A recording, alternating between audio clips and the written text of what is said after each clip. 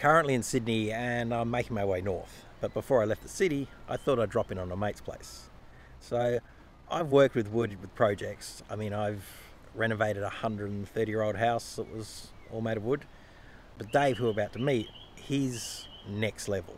You'd call him a craftsman.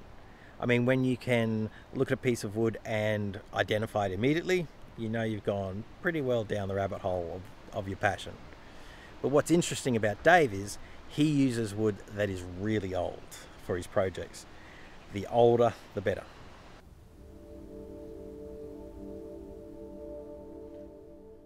So this is Dave.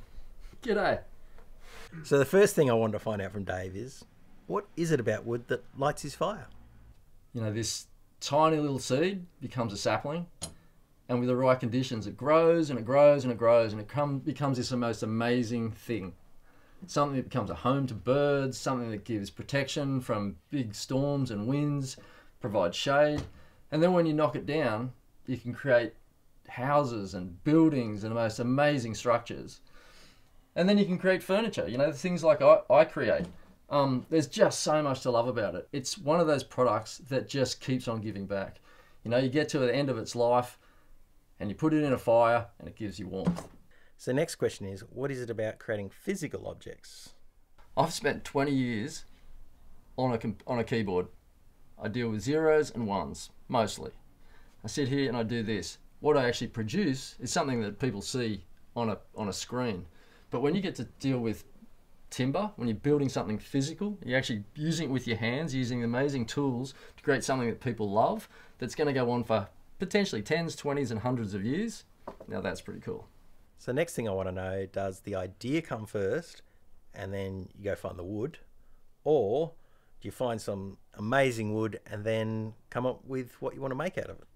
Well, I go both ways, so to speak. Sometimes I have a design, like there's a bunch of designs that I have with timber.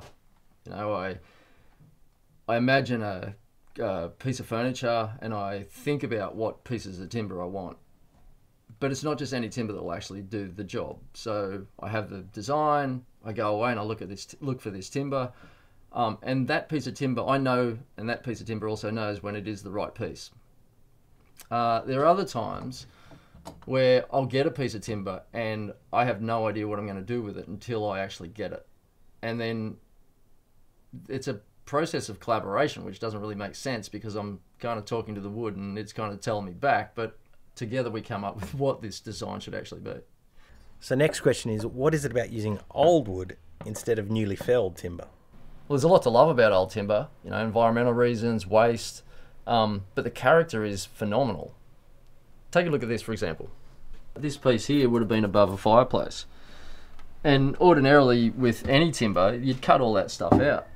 But for me, like, I'll retain all of this. Like, I think it's just part of, it adds to the story. It's part of the character. You know, this piece of timber is 120 years old, and it's like, why cut that out and hide all of these natural features that it's grown in its lifetime? So the next question is, do you like the search to find this really old timber? I think the search is half the fun. You know, you don't even know what you're going to find. That's the best part. You know, I jump on my motorbike, I go exploring out in the fields, I just look for stuff. I look for old stuff. And the best part about it, you find a piece of timber, could be this as an example. You know, it's old, it's terrible. Like, most people would throw that out. You know, you got this dark exterior that's got this pre-use on it. You know, this piece of timber is like over 200 years old, and most people would actually throw it out. But as part of the adventure is actually coming back with this piece of timber. I still don't know what I'm actually going to get out of this. You know, I come back, I get to the planer or the thicknesser, and I put it through, and it's going to come back and it's going to give me something. Now that comes into something like this. You know, we've got this beautiful, you know, 200-plus-year-old timber. These actual boards were in the Department of Education, in the Department of Education building in Sydney. It's tallow wood, it's very, very old. You get this beautiful rich character. You've got these old holes, which I'll retain. You know, there is just, this is part of the adventure. I went out on a hunt. I didn't know what I was going to find. And all of a sudden I find this old timber that most people would throw out. You know, this stuff ends up in tips everywhere. But for someone who actually cares about it and gives a bit of love to it, instead of this going to the fire pit, I can actually create a new chapter and create something like this, which will go on in someone else's house for a very, very long time. Yeah, you want to see this? This is one of the latest projects I'm working on. It's a desk, beautiful timber that is all connected together, but you get this waterfall feature, comes up, goes all the way across, so it'll have a single leg connected to the wall. The actual timber is blackbutt, beautiful, beautiful century-old blackbutt. I got it up in Narrabeen, which is about an hour north of here. Person was throwing it out, actually had collected it for a long time and wanted to use it for their, you know, save it for a rainy day project. Didn't come. I was fortunate enough to get it, and this is going to be one of the first projects I make out of it. Incredible timber, and blackbutt as a product, unbelievable. Speaking of which, you're heading north. Yep. You should definitely, on your way home, go and check out a place called the Bird Tree. You go north of Taree, turn in at a place called Moorland, followed up this amazing dirt road. You just see this beautiful back country land of Australia, and you find this tree. It's about 15 metres circumference and it's about 70 metres tall. Go check it out. Sounds like a plan. Time to get on the bike again. See you, mate. Safe riding, mate. Good luck. Firstly, I've got to go through the city, so that'll be interesting.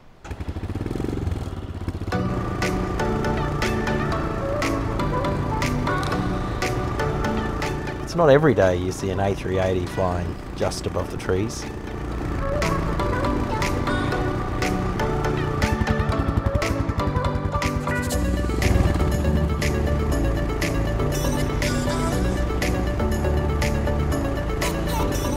Riding in the city isn't normally great, but Sydney does have one bonus, the Sydney Harbour Bridge.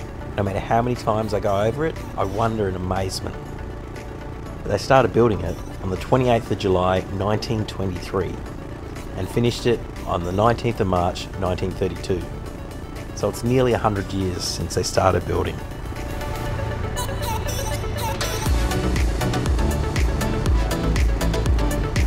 From the city, I make my way up just north of Taree.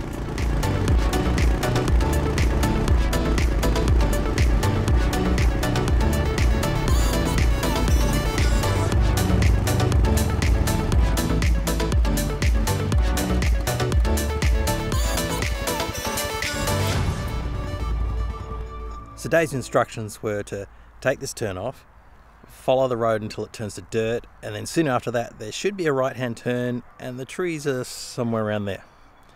So I'll have a crack at that, and when Dave's instructions fail, I may have to go to another map.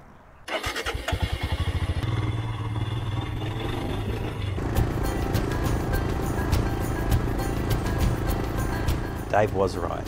This area is stunning.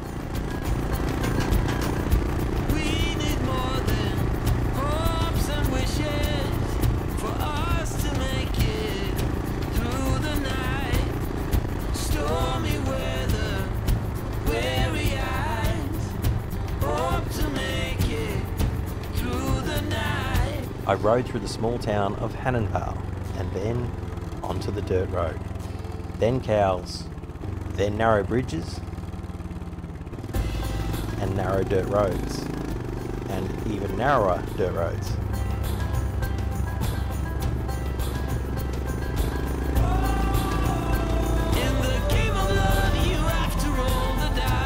Somehow I spotted the turn. Dave should have just said, make a right at the cows. I could ride these backcountry dirt roads for days.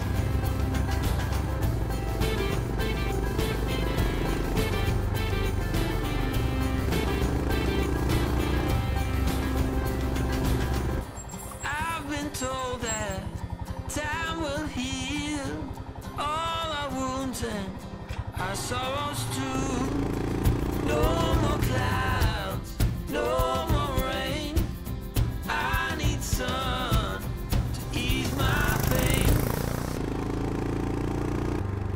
I got to the end of the road where Dave's instructions ended. So a quick look at the maps showed that if I turn right here, I should come across the trail to get to the bird tree.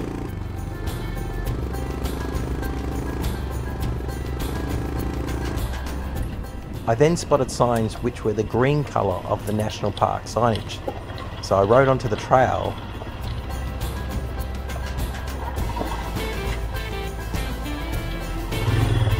and yes, the sign said bird tree 11 kilometres.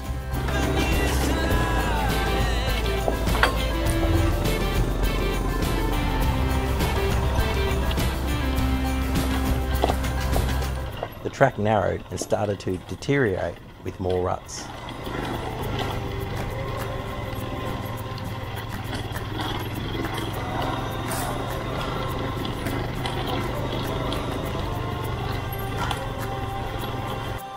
Then the ruts got deeper, and I was wondering if Dave had sent me on an old, unused trail that had been closed. And yes, the barrier had a closed road sign on it, so the track's probably only used by guys on dirt bikes. But my Royal Enfield got the job done. Sign read, bird tree 400 metres. And that looks like a well-maintained dirt road. It seems Dave has sent me out the more difficult, less used backside trail up the mountain. I got 7 years to live.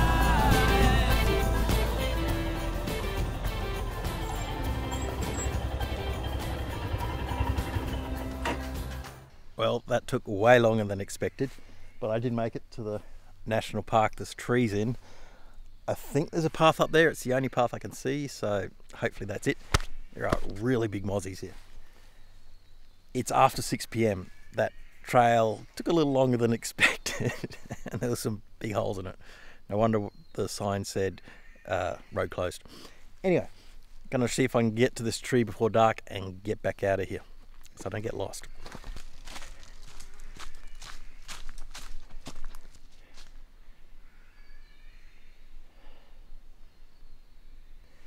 This isn't it, but this is quite a big tree as well. Onwards.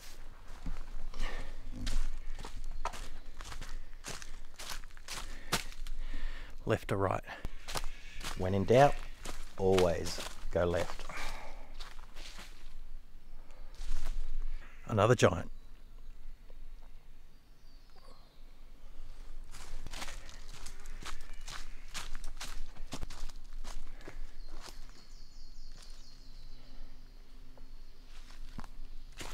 This thing is quite huge. Huge. Blackbutts aren't the biggest species of tree in the world, but this is close to the biggest they get. Thankfully the walk in wasn't too long. It is quite a majestic looking thing. They believe this is at least 300 years old, so that means before Europeans even settled to Australia, like nearly 100 years before that, this thing was still here. So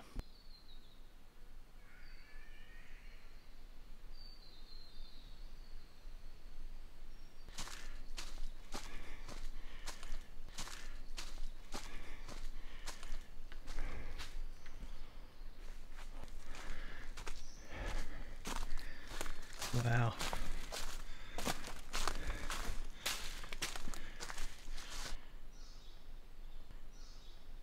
So I continued walking around the path, and this is the other tree, I gather. It's hollow inside. How is that thing standing? The whole core's gone. Pretty insane. There's no signage on them, so I'm not sure which is which. One of them 67 metres. This is the type of tree that would have made that desk that Dave was working on. Not sure it was this big, but it's probably that old because the wood was already 100 years old plus. So now I've got to get my butt out of here, no pun intended, and try and find the camp spot closest to here. I found one on an app, I think it's Wiki Camp. It's a really cool little app that just helps you find free camp spots or any sort of camping. So I'm going to make my way out of here before it gets too dark, and I'll probably take the other road back because it looks a little more well maintained, we'll say.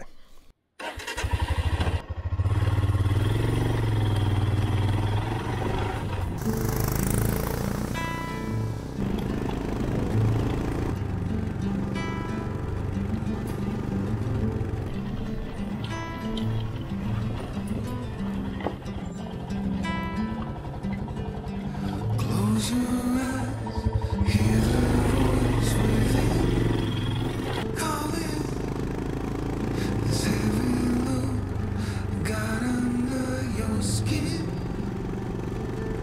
And just like that, I bump into the Pacific Highway. Keeping your feelings up inside. A quick U-turn and back a couple of kilometres to the free campsite. I've been up and down this highway a lot of times, but never knew the bird tree was just a few kilometres into the forest. I wonder what else is just off Australia's National Highway that thousands of people pass every day.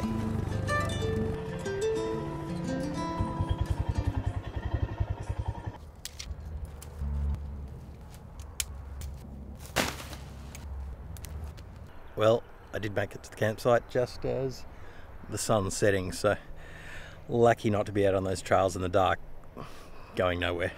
So Dave's comment about, seeing you going north, you should go check out the biggest blackbutt tree, turn the day from a boring ride up the Pacific Highway into quite a little adventure. So thanks, Dave. Till next time.